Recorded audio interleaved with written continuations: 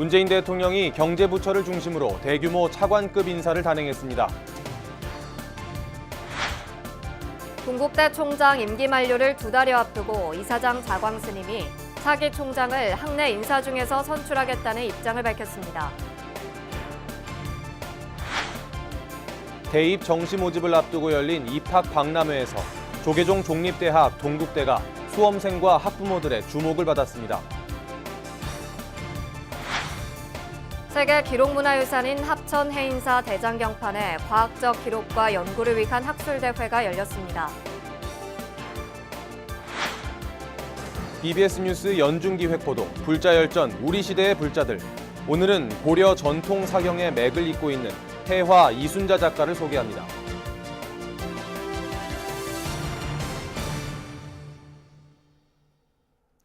여러분 안녕하십니까? 12월 15일 토요일 BBS 뉴스입니다.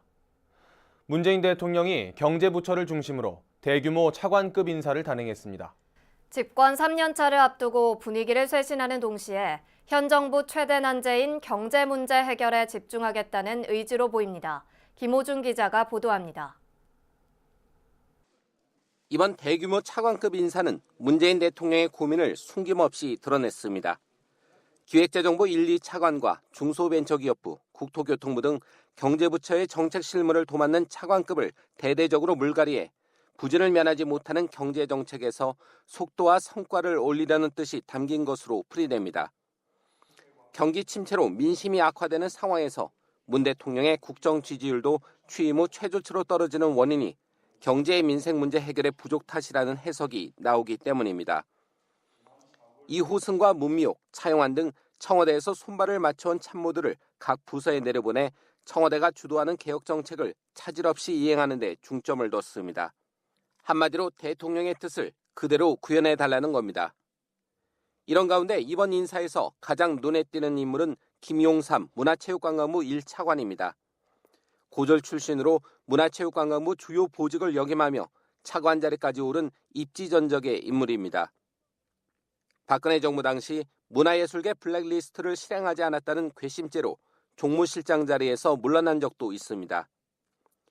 내부 승진한 박선호 국토교통부 1차관은 국토부의 대표적인 주택통으로 알려졌습니다. 현 정부 들어 모든 부동산 대책은 박 차관의 손을 거쳤으며 지난 2005년에는 831 대책도 내는 등 명실공히 집값 잡기 고수로 자리 잡았습니다. 김진숙 행정중심 복합도시 건설청 신임 청장은 국토교통부가 처음으로 배출한 여성 고위 공무원으로 첫 여성 사무관과 첫 여성 국장 등 최초란 타이틀을 거머쥔 국토부 내 여성 공무원의 상징입니다. 이번 차관 인사는 청와대 참모진의 이동이 포함돼 있어 향후 청와대 비서진 개편도 당겨질 가능성이 커졌습니다. 경제에 활력을 불어넣는 역동적인 정부를 만들어 나가겠다는 이번 인사가 내년에 어떤 민생경제 지표로 돌아올지 주목됩니다. BBS 뉴스 김호준입니다.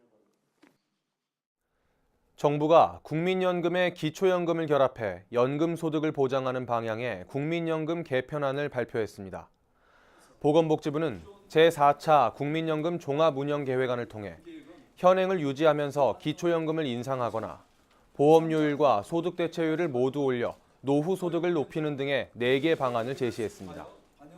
우선 1안은 현행을 유지하면서 기초연금을 2021년에 30만 원으로 올리는 방안이고 2안은 기초연금을 2022년까지 40만 원으로 인상해 소득대체율을 40%로 맞추도록 했습니다. 3안과 4안은 노후소득보장 강화 방안으로 보험료율을 각각 12%와 13%로 인상하고 이에 따라 소득대체율도 각각 40%와 45%로 올리는 안이 제시됐습니다. 정부는 정책 목표를 달성하기 위한 정책 조합의 선택은 국회와 경제사회노동위원회 등 사회적 합의를 통해 이루어져야 한다고 강조했습니다. 학교법인 동국대학교 이사장 자광 스님이 차기 총장을 학내 인사 중에서 선출하겠다는 입장을 밝혔습니다. 현 총장 임기 만료를 2달가량 앞두고 외부 인사 영입과 선을 긋는 발언이어서 주목됩니다. 정영석 기자입니다. 조계종립 동국대학교가 오는 18일 차기 총장 선출 방식을 확정해 내년 2월까지 선임 절차를 마치기로 한 상황에서 동국대 이사장 자광 스님이 총장 선출에 관한 입장을 밝혔습니다. 자광 스님은 차기 총장을 내부 인물 중에서 찾겠다고 말했습니다. 그리고 당국의 발전을 위해서 헌신은 다 바치고 될 수 있으면 내부적인 인물로 선택을 하려고 마음을 먹고 있습니다. 외부는 될 수 있으면 배제하려고 노력을 많이 하고 있습니다. 차기 총장 후보를 학내 인사로 사실상 못 박은 자광 스님의 이 발언은 서울 그랜드 엠베서더 호텔에서 열린 동국인의 밤 행사에서 공개적으로 나왔습니다. 자광 스님은 또 총장 선거는 가장 민주적이고 객관성이 확보된 방식으로 뽑겠다고 강조했습니다. 내년 2월 말까지인 현 18대 총장 보광 스님의 임기 만료를 앞두고 동국대 총장 선거가 본격화될 것으로 보이는 상황에서 무게를 담고 있는 발언입니다. 유사회 18일날 개최해서 거기서 방안을 모색해가지고 총추위에 오늘 학교에 의문을 보내서 총추위를 구성하면 그 방법에 의해서 총장을 공정하게 선출할 것입니다. 앞서 동국대 권승구 교수협의회장, 김정도 총학생회장, 정왕근 직원노동조합 위원장, 박기렴 법인사무처장 등 학내 구성원 대표자들은 지난 10일 19대 동국대 총장 선임 일정에 합의했습니다. 이들 사자협의체는 오는 18일 열리는 이사회에서 총장 선출 방식과 일정을 확정하고 학내 구성원들이 요구했던 직선제도 함께 논의하는 데 뜻을 모았습니다.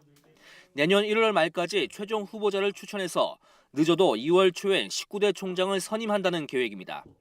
혼란과 갈등 없는 동국대의 차기 총장 선출은 대학이 미래로 도약할 중요한 발판이 된다는 점에서 불교계 안팎에서 한 목소리로 주문하는 부분입니다. 조계종 총무원장 원행 스님도 30만 동국인의 밤 행사에 축하 영상 메시지를 보내 학교의 화합과 발전을 강조했습니다. 우리 대한불교조계종도 동국대학교의 발전이 곧 한국 불교의 미래이며 인재불사라는 관점에서 깊은 관심과 성원을 보내고 있습니다. 동국대 발전에 부합하는 최선의 총장 선출을 위해 오는 18일 열리는 이사회 회의에 교계 안팎의 관심이 모아지고 있습니다. BBS 뉴스 정효석입니다.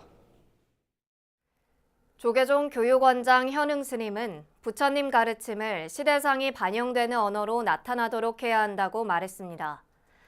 현흥 스님은 한국불교역사문화기념관에서 열린 승가교육 전문연구자 세미나에 참석해 현대과학 문명이 인간의 삶 전체를 바꿔가고 있다고 하면서 이같이 주문했습니다.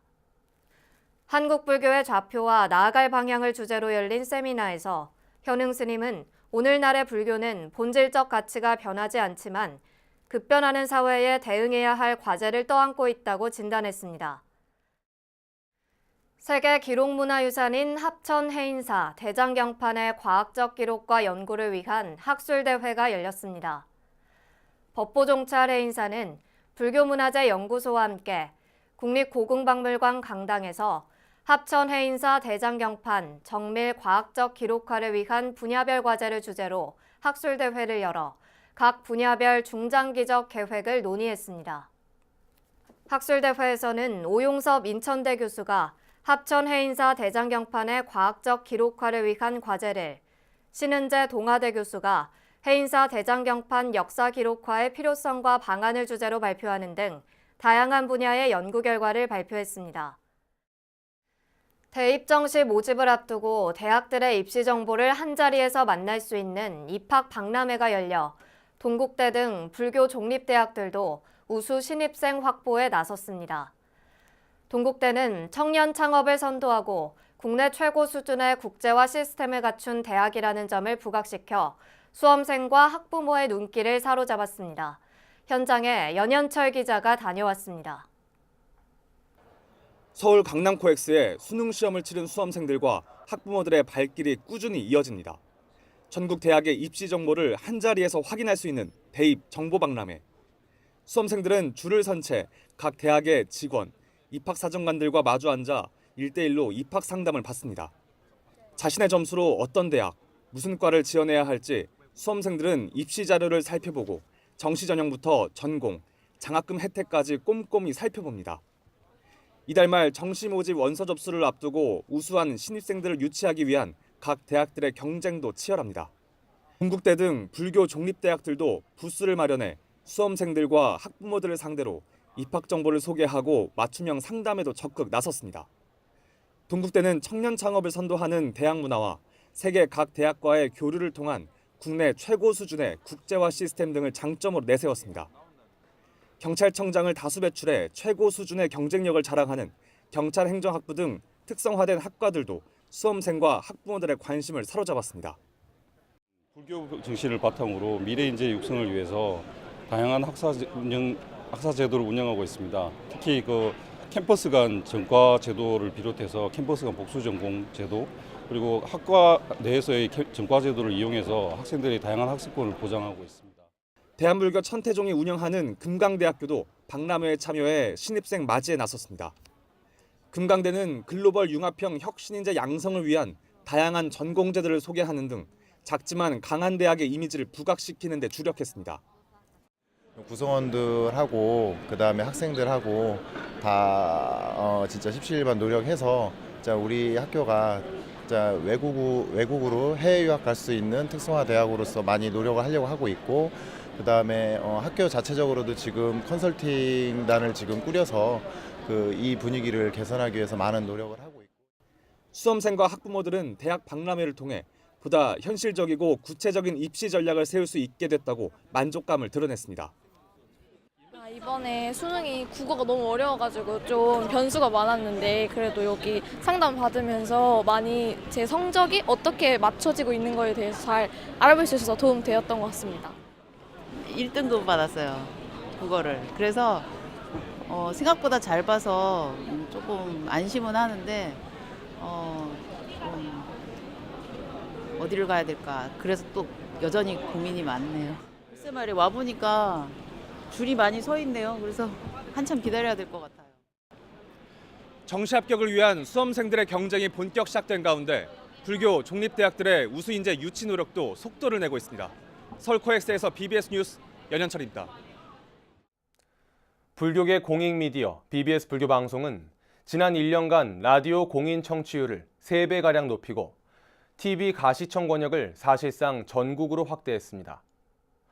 올해를 마감하는 BBS 이사회에서도 임직원들이 이룬 이 같은 방송 포교, 경영 개선의 성과와 만공회 5만 7천 명 달성에 관해 격려의 목소리가 이어졌습니다.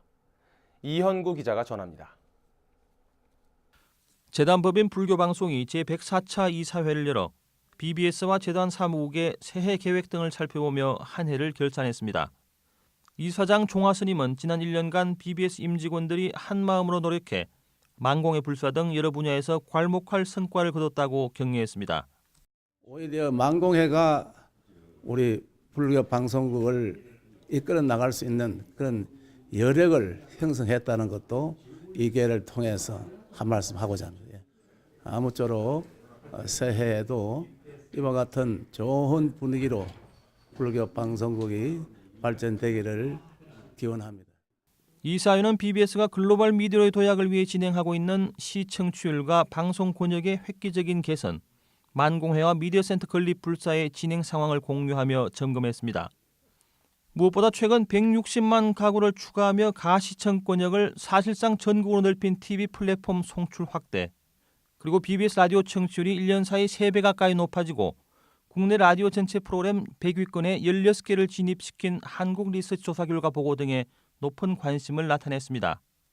BBS 선상신 사장은 만공회원 증가가 경영 개선으로 이어져 프로그램의 질을 높이고 만공회원의 열성과 결속력이 청취율 증가로 이어지는 선순환 구조가 만들어지고 있다고 설명했습니다. 만공회가 효자 노릇을 한 겁니다. 그래서 저희들이 재정이 안정이 되고 프로그램 제작이 아직까지 열악합니다. 스튜디오가 제대로 된 게 없어서 열악하긴 하지만 그래도 과거보다 더 좋은 프로그램을 만들고, 가장 중요한 것은 이런 것 같습니다. 불교 방송이 아직까지 법문이 나가는 것을 100%는 아닙니다. 그래도 저희들은 좋은 퀄리티의 법문을 내보내려고 굉장히 노력합니다. 이사회는 올해보다 23억 원을 늘려 편성한 BBS의 내년 총 예산 429억 원을 승인했습니다. 경기 침체와 광고 시장 악화 속에서 긴축 예산을 편성한 타 지상파 언론사와 달리 프로그램 제작 여건 개선과 노후 장비 교체 등 적극적인 사업 의지를 예산 편성에 담았습니다. 이사회는 당연직인 조계종 중앙조회 의장 범해 스님과 조계종이 추천한 백년대계 본부 사무총장 일감 스님, 천태종이 추천한 총무원장 문덕 스님의 신임이사 선임의 건도 통과시켰습니다. 방송 포교의 중요성에 대해서는 우리가 아무리 얘기를 해도 모자라기 때문에 앞으로 열심히 할 것이고, 또 오늘 얘기를 들어보니까 또 우리 임직원들이 열심히 해가지고 또 만공해가 방송의 청취율이라든지 또 방송 진흥에 중요한 역할을 했다는 얘기를 들었고, 임직원 여러분들에게도 또 격려의 말씀을 드리고. 이사회는 지난 9월 제주지사를 개국한 BBS의 제주 분사무소 설치와 본사 기획 홍보부를 심의부로 변경하는 안건도 처리했습니다. BBS 104차 이사회는 재단과 임직원들의 노력으로 2018년에 이룩한 다양한 성과를 기반으로 새해 더 큰 도약을 다짐한 자리였습니다. BBS 뉴스 이현구입니다.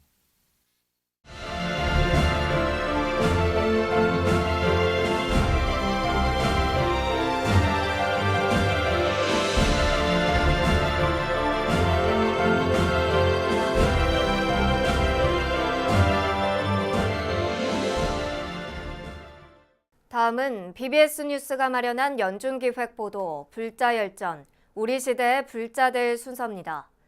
오늘은 그 37번째 순서로 고려 전통사경의 맥을 잇고 있는 해화 이순자 작가를 류기한 기자가 만나봤습니다.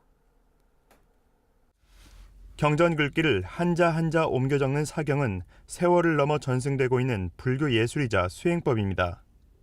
사경 명인 반열에 오른 이순자 씨는 남편 사업의 번창을 발언하는 기도 사경으로 처음 붓을 잡았습니다. 전업 작가로 전향하면서는 앉아서 식사하는 시간까지 아껴가며 오롯이 사경에만 매진하고 있습니다. 앉아서 식사하는 시간도 아까워서 저는 서서 식사를 하고 바로 사경을 하고 있습니다. 그래서 한 밤 12시까지 12시에서 1시까지 항상 늘 그렇게 사경을 하고 있는데, 제가 일상생활이 제가 특별한 볼 일이 없을 때는 항상 집에서 사경을 하고 있습니다. 이순자 씨는 불교 문화가 찬란했던 고려시대 사경의 맥을 잇고 있습니다. 1100여 년 전 유행한 제작 방식을 그대로 재현한 법화경 사경 변상도는 이순자 씨가 어떻게 명인 반열에 올랐는지를 보여줍니다. 글자 수 7만 자, 길이 110m에 달하는 대작 한문 법화경 금리사경 전문은 한 글자를 완성할 때마다 관세음보살을 염송한 치열한 정진의 결과물입니다. 국내에 유일하게 고려 장지에 제가 금리사경을 하고 있습니다. 그 법화경은 글자가 7만 자가 됩니다. 7만 자가 되고 거기 접철본으로 이렇게 금리를 썼는데, 그걸 다 이으면은 110m가 됩니다. 이순자 씨가 적지 않은 나이에도 작가로서 왕성한 활동을 이어가고 있는 것은 가족들의 든든한 뒷받침 때문입니다. 정교함과 섬세함이 요구되는 작업이 주는 육체적, 정신적 스트레스와 수시로 찾아오는 외로움과 고독감은 사랑하는 가족들 덕분에 견뎌낼 수 있었습니다. 한 글자 한 글자 사경으로 쌓아 올리는 공덕을 가족들에 회양한다는 생각이 들 때면 흔들리던 마음도 이내 안정을 찾곤 합니다. 처음에는 참 그게 힘들겠지만은 제가 해본 결과는 가족을 위한다는 마음이 생기면은 못할 게 없더라고요. 그야말로 가족을 위하고 가족을 위하는 그런 마음에서 사경을 시작한다면은 부모는 무엇이든지 할 수가 있잖아요. 부모는 자식의 이불이 돼준다는 그런 마음으로 한다면은. 사경을 할 때는 기술도 중요하지만 무엇보다 우선돼야 하는 것은 마음가짐이라고 이순자 씨는 강조합니다. 작가가 깊은 신심 속에서 작품을 대할 때만 비로소 보는 이도 작품에서 부처님의 가피와 환희심을 느낄 수 있다고 굳게 믿고 있습니다. 불자님 가슴에 사경을 글자 한 자씩을 제가 새겨 넣는 그런 마음으로 사경을 하고 있습니다. 이 사경을 한다는 것은 이게 재주보다는 그야말로 마음에서 우러나는 신심으로 작품을 해야 된다고 생각을 합니다. 이순자 씨는 오는 20일 세종문화회관에서 열리는 작품 전시회에 사경 작가 인생 20년의 모든 역량을 쏟았습니다. 부처님의 가르침을 올곧게 실천하겠다는 치열한 수행 정신과 전통 불교 예술의 진수를 느낄 수 있는 이번 전시가 더욱 기대되는 이유입니다. BBS 뉴스 류기환입니다. 불교계 복지 불사에 앞장서고 있는 설악산 신흥사가 이웃과 함께하는 송년 자비나눔 대법회로 한 해를 결산했습니다. 지난 10년간 신흥사는 지역 13,600여 세대에 22억 원의 이웃 돕기 활동을 펼쳤고 인재 육성을 위한 장학 사업도 해마다 큰 규모로 진행하고 있습니다. 춘천 BBS 김충현 기자입니다. 해마다 부처님 오신 날과 한가위, 연말을 맞아 펼치고 있는 설악산 신흥사의 제32회 자비나눔 대법회가 13일 속초 마레몬스 호텔에서 봉행됐습니다. 신흥사와 신흥사 복지재단은 이날 자비나눔 대법회를 통해 지역 내 저소득 가정의 따뜻한 겨울나기를 지원하고 어르신들에게도 훈훈함을 전했습니다. 신흥사 주지 우송스님은 자비나눔이란 내가 먼저 남을 기쁘게 해주고 남이 즐거워하는 것을 보며 함께 즐거워하는 경지이자 정토세계를 구현하는 수승한 실천수행이라고 강조했습니다. 한 해를 마무리하면서 자비나눔을 통해 지역민들이 하나가 되는 오늘 이 같은 자리를 두고 우리 불교 경전에서는 수의공덕이라고 표현을 했습니다. 신흥사는 이날 송년 자비나눔 대법회를 통해 교구 본말사와 신흥사 복지재단 등 사부대중이 마련한 정성으로 저소득가정 470세대와 어르신들에게 전통시장 상품권과 쌀, 생활필수품 등 5,600여만 원 상당의 상품을 전달했습니다. 특히 미래불교 인재 육성과 한국불교의 미래를 위한 장학금 2억 원을 지역 내 중고생과 대학생들에게 지원했습니다. 매년 지역을 위한 자비나눔을 몸소 실천하면서 지역 발전은 물론 사회적 약자와 지원이 필요한 시민들에게 다양한 봉사활동을 통해 의미 있는 나눔을 실천해오고 계십니다. 신흥사는 지난 2007년 이후 32차례에 걸친 자비나눔을 통해 지역 내 13,600여 세대를 대상으로 22억여 원에 달하는 복지불사를 실시함으로써 지역사회와 함께 호흡해왔고 성준장학재단을 통한 미래불교 인재육성불사에도 정성을 다해왔습니다. 속초에서 BBS 뉴스 김충현입니다. 한국토지주택공사 LH가 입주민들의 온라인 사랑방 공간인 LH 친구 서비스 시범 운영에 들어갔습니다. 맘카페 또는 아파트 입주민 커뮤니티보다 한층 발전된 서비스를 제공한다는 계획입니다. 유상석 기자가 보도합니다. 한국토지주택공사 LH가 새롭게 선보인 모바일 기반의 신개념 주거복지 서비스인 LH 친구입니다. LH는 내 친구라고도 불리는 이 서비스를 화성시 일대 임대아파트 2만 6천 가구를 대상으로 시범 운영에 들어갔습니다. LH 친구는 입주민 사이에서 스마트폰이나 컴퓨터를 통해 접속할 수 있는 일종의 사랑방 역할을 하게 됩니다. 아이 돌봄이나 환자 간병 같은 서비스가 필요한 주민은 해당 서비스를 제공할 수 있는 주민과 연결할 수 있게 되는데 일종의 재능 거래가 이루어지는 셈입니다. 지역에서 생산되는 신선한 식재료나 우수 중소기업의 제품을 직거래할 수도 있고 입주민들 사이에 중고 물품 거래도 가능해집니다. 가수 유수일 씨가 부르는 아파트라는 노래 알고 있지 않습니까? 그냥 쓸쓸한 불 꺼진 그런 아파트가 지금 우리가 살고 있는 그런 주거입니다.